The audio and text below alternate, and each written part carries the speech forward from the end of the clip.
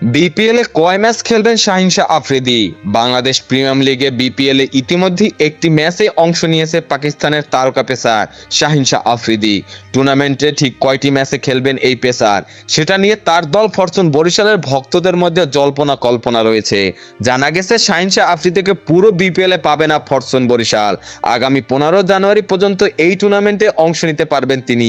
পাকিস্তানি গণমাধ্যমের খবর, শাহিন শাহ আফ্রিদিকে বিপিএল এর এনওসি দেওয়া হয়েছে 15 জানুয়ারি পর্যন্ত। এই সময়ের মধ্যে ফরচুন বরিশাল ম্যাচ খেলবে 5টি। 9 জানুয়ারির পর দলের পরবর্তী ম্যাচ 16 জানুয়ারি। শাহিন শাহ আফ্রিদি সিলেট পর্বের পর আর খেলবেন কিনা সেটা নিয়ে তাই ধোঁয়াশা থাকছে। এদিকে পাকিস্তানের ক্রিকেট বিষয়ক সংবাদ মাধ্যম ক্রিকেট পাকিস্তান জানিয়েছে, নির্বাচকদের কাছ থেকে নিগৃহীত হওয়ার পরই বিপিএল এ খেলার সিদ্ধান্ত নিয়েছে শাহিন শাহ আফ্রিদি। দক্ষিণ আফ্রিকার বিপক্ষে চলমান টেস্ট সিরিজে এই পেসার খেলতে চাইলেও তাকে দলে রাখেনি নির্বাচকরা।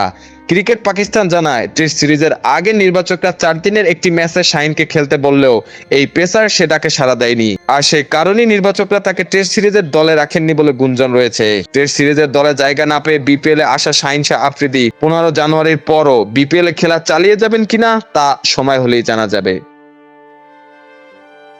খেলাধুলার সকল আপডেট পেতে আমাদের ইউটিউব চ্যানেলটি সাবস্ক্রাইব এবং ফেসবুক পেজটি ফলো দিয়ে লাইক, কমেন্ট, শেয়ার করে আমাদের সাথে যুক্ত থাকুন। ধন্যবাদ।